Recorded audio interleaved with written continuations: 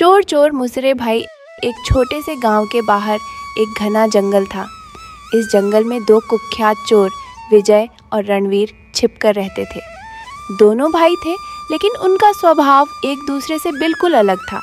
विजय तेज तर्रार और चालाक था, जबकि रणवीर थोड़ा सीधा साधा और भावुक था। दोनों ने गांव के कई लोगों को लूटा था, लेकिन अभी तक उन्हें कोई पकड़ नहीं पाया था।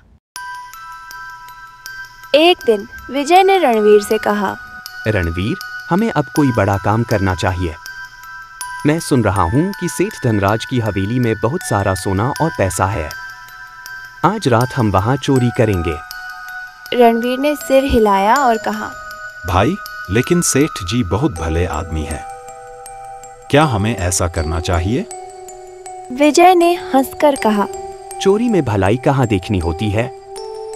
चलो योजना बनाते हैं। विजय ने योजना बनाई कि वे आधी रात को सेठ की हवेली में घुसेंगे। रणवीर ने थोड़ी हिचकिचाहट के साथ हामी भर दी। विजय ने कहा, तू हवेली के पीछे की खिड़की से अंदर जाएगा और मैं सामने के दरवाजे पर नजर रखूंगा।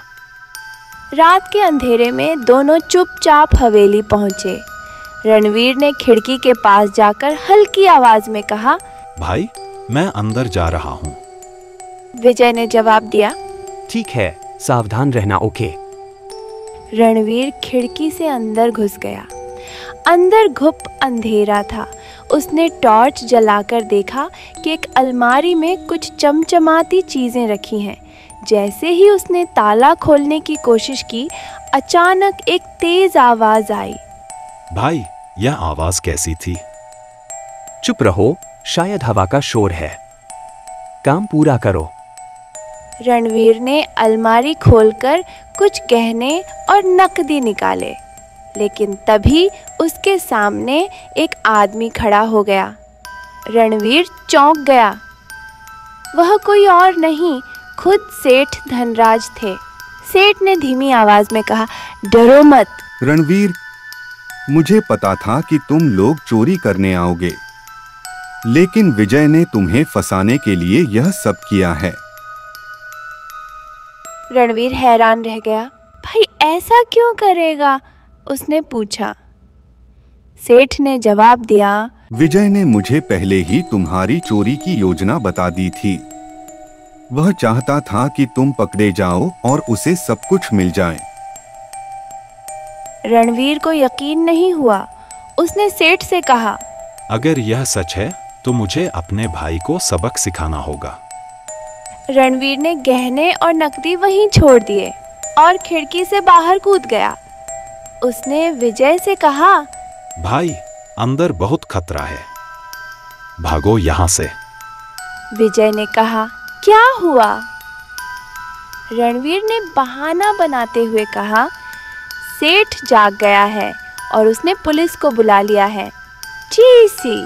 विजय डर गया और दोनों भागने लगे, लेकिन रणवीर ने ठान लिया था कि वह विजय को उसके धोखे की सजा देगा। सच्चाई का पर्दाफाश अगले दिन। रणवीर ने पुलिस के सामने आत्मसमर्पण कर दिया और सारी सच्चाई बता दी। पुलिस ने विजय को पकड़ने के लिए जाल बिछाया। विजय को यकीन था कि रणवीर अब भी उसका साथ देगा, लेकिन जब पुलिस ने उसे पकड़ा तो वह समझ गया कि रणवीर ने उसकी चाल को पलट दिया है। रणवीर ने सेठ से माफ़ी मांगी और वादा किया कि वह चोरी का रास्ता छोड़ देगा। सेठ ने उसकी मदद की और उसे एक ईमानदार जीवन जीने का मौका दिया। संदेश, विश्वास और रिश्तों की अहमियत को कभी नज़रअंदाज नहीं करना चाहिए।